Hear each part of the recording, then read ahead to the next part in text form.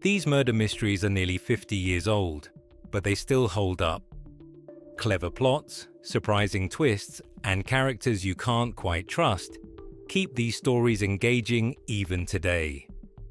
If you're looking for sharp, well-crafted mysteries that actually deliver, these films are worth your time.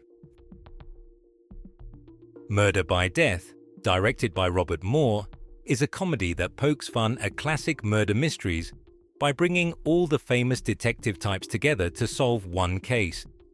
You get Peter Falk playing a Sam Spade-style detective, James Coco as a Poirot-like character, David Niven and Maggie Smith riffing on The Thin Man, and Peter Sellers doing a Charlie Chan parody.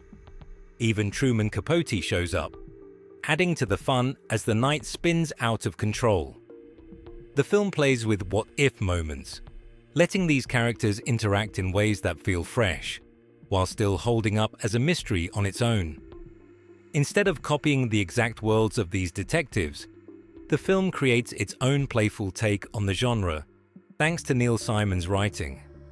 If you're torn between a screwball comedy, film noir, or a classic whodunit, this wild and zany film might be exactly what you're looking for.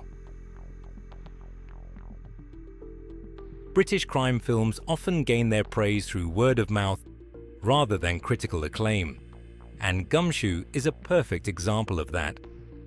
This film is a throwback to the private eye stories of the 1940s and the hard-boiled detective novels of Raymond Chandler and Dashiell Hammett. Albert Finney stars as Eddie Ginley, a man who appoints himself as a private investigator. A simple response to his PI ad in the newspaper pulls him into a tangled mystery involving heroin smuggling, gun running, and African politics. An underappreciated gem from British filmmaker Stephen Frears, Gumshoe earns its place with its satirical yet loving take on the private eye mystery genre. It features classic hard-boiled dialogue while keeping a suave attitude that would later appear in British crime films like Croupier. It stands as a fascinating period piece and a fun nod to a subgenre that many have forgotten. The Last of Sheila, directed by Herbert Ross, is one of the most underappreciated American movies of the 1970s. It's a twisted, entertaining, and darkly funny murder mystery with a standout cast.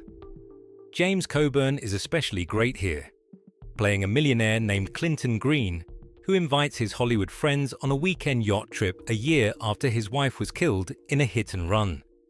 The screenplay was written by Stephen Sondheim and Anthony Perkins, adding another layer of curiosity to the film. During the trip, the guests are pulled into a complex game where each person gets a card with a crime written on it. Soon, they realize that each crime actually connects to someone on board, and the story gets even more twisted and fun from there. Laura Mars, played by Faye Dunaway, is a famous fashion photographer in New York, known for her magazine spreads that look like crime scenes, filled with staged gore and murder. But recently, she started having strange visions that connect her to a real killer who is on the loose. Eyes of Laura Mars is directed by Irvin Kershner, with a script co-written by John Carpenter in his first major studio project. Stylish and tense, the film plays with the idea of the female gaze and builds a whodunit with a surprise twist. At times very creepy, it borders between horror and thriller, set against the unsettling energy of 1970s New York. A must-watch for fans of the genre. Murder on the Orient Express is an adaptation of Agatha Christie's famous novel, directed by Sidney Lumet. This version is still as entertaining today as it was when it first came out, and is often seen as one of the best Christie adaptations ever made. The film set many of the trends that define murder mystery movies. It introduced the idea of having a large cast of A-list actors in every role, including an Oscar-winning performance by Ingrid Bergman. It also set the standard for the classic detective explains everything scene, and proved that Christie's stories could be turned into truly cinematic experiences. While there were whodunits before this film, Murder on the Orient Express created a style that many later films, like Clue and Knives Out, would follow. Here's another Agatha Christie adaptation that follows a similar formula. Death on the Nile is based on Christie's novel of the same name and was shot on location in Egypt. The film was directed by John Guillermin and adapted by Anthony Shaffer, with Peter Ustinov stepping in as Detective Hercule Poirot, a role he would play 5 more times.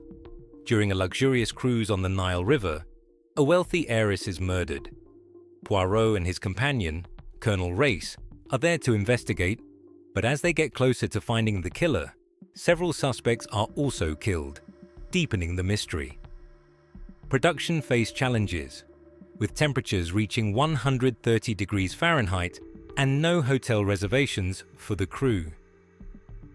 Despite this, the film received positive reviews and won an Academy Award for its costume design.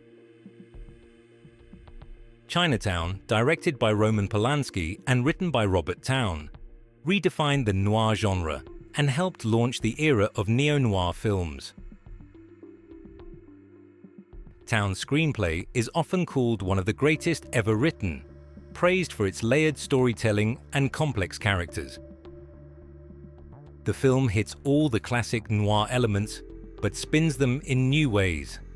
It follows Jake Gittes, played by Jack Nicholson, a private investigator looking into a cover-up, and Evelyn, played by Faye Dunaway, who challenges the usual expectations of a femme fatale. The story takes place in a sunny, unsettling Los Angeles, adding to the tension as Gittes is pulled deeper into a web of secrets.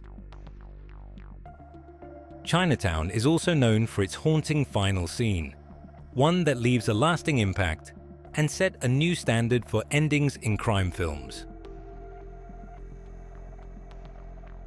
The Castle of Sand is a Japanese film that blends a police procedural with a look at the social and human side of 1970s Japan. Shot in bright sunlight, yet carrying a dark tone, it feels like a neo-noir that explores the confusion and struggles within human nature. The story follows detectives trying to solve a murder with almost no evidence, only a dead body and fragments of a conversation to start their search.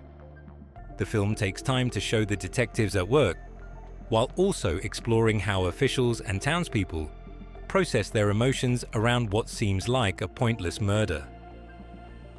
As the investigation unfolds, many characters cross paths with the detectives, showing that this is more than just a straightforward mystery.